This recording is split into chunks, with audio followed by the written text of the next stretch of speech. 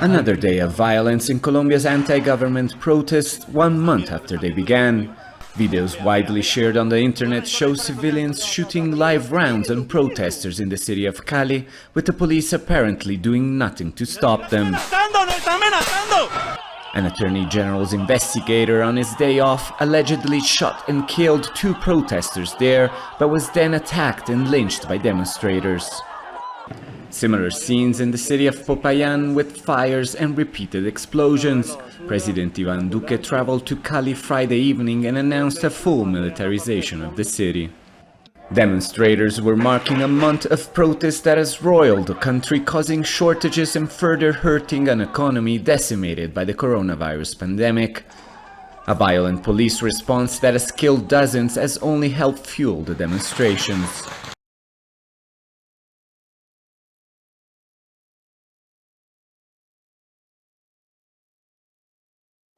Protesters gathered in the Lithuanian capital Vilnius to express their solidarity with demonstrators and political prisoners in neighbouring Belarus. The rally was called by Belarusian opposition leader Svetlana Tikhanovskaya on the 1-year anniversary of her husband's arrest, days after he announced a presidential bid to challenge the authoritarian leader Alexander Lukashenko. Similar solidarity protests were held in Moscow and Kiev and here in Warsaw, where the parents of the detained Belarusian opposition journalist Roman Pratasevich pleaded for help from the international community. Roman Pratasevich and his girlfriend Sofia Sapega were detained in Minsk last Sunday after their Vilnius-bound Ryanair plane from Athens was diverted by a Belarusian military jet.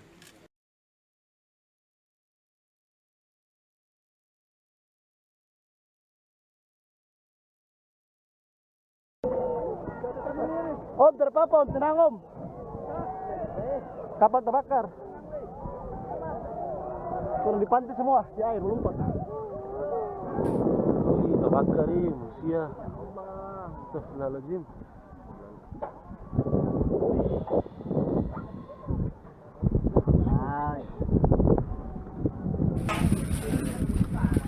Lampung. Mana dia?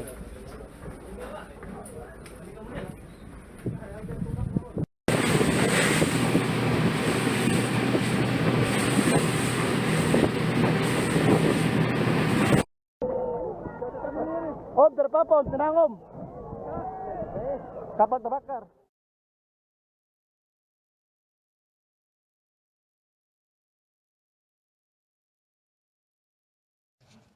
These are some of the 150,000 Indigenous children who attended so-called residential schools in Canada between the 1840s and 1990s.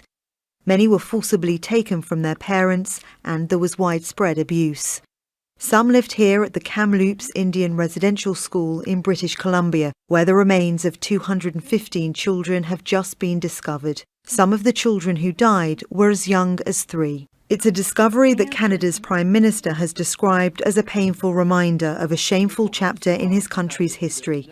The Canadian government formally apologised for the abuse at these schools in 2008.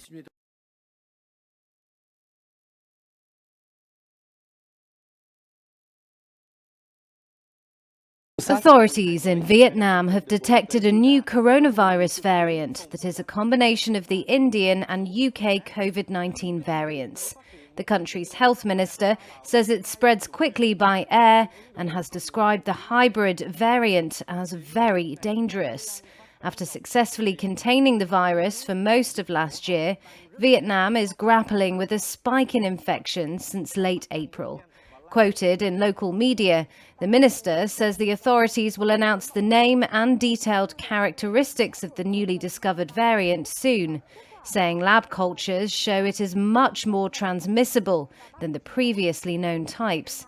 He said that could explain why so many new cases have appeared in different parts of the country within a short period of time.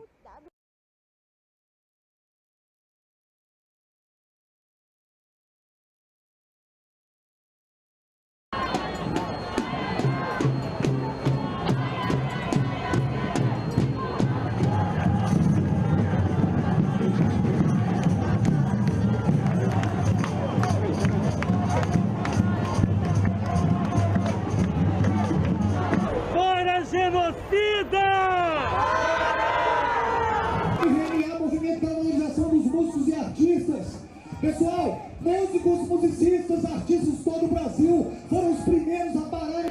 Dura não, eu quero pão, vacina, educação.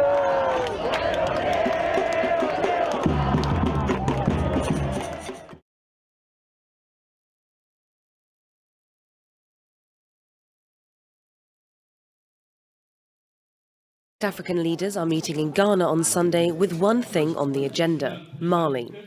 The country saw its second coup in the space of 9 months this week. Mali's new president, Colonel Assimi Goïta, will also be at the summit. The Economic Community of West African States, or ECOWAS, invited him to Accra on Saturday for consultations. It's been a turbulent week for the country. Goïta seized power on Monday after soldiers detained the transitional president and prime minister. They were released on Thursday, saying that they had resigned, although international onlookers believe they were forced resignations. A constitutional court on Friday completed Goïta's rise to power by naming him president. The move risks plunging the country back into further instability.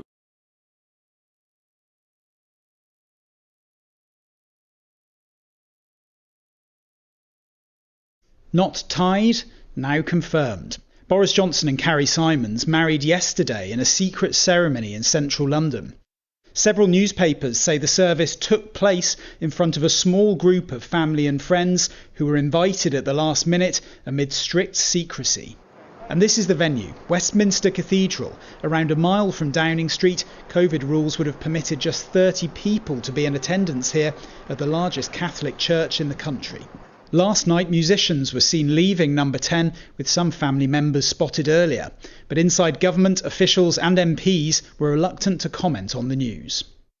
Rumours of a relationship between the couple first emerged in 2018, while the then Foreign Secretary was still married to his second wife. By the autumn of 2019, and with Boris Johnson now Prime Minister, the pairing was out in the open.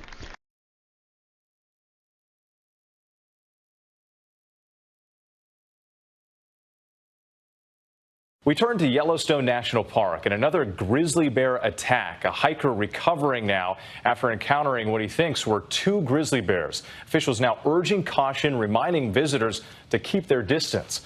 Tonight, hikers at Yellowstone National Park on high alert after a man was mauled by a grizzly bear.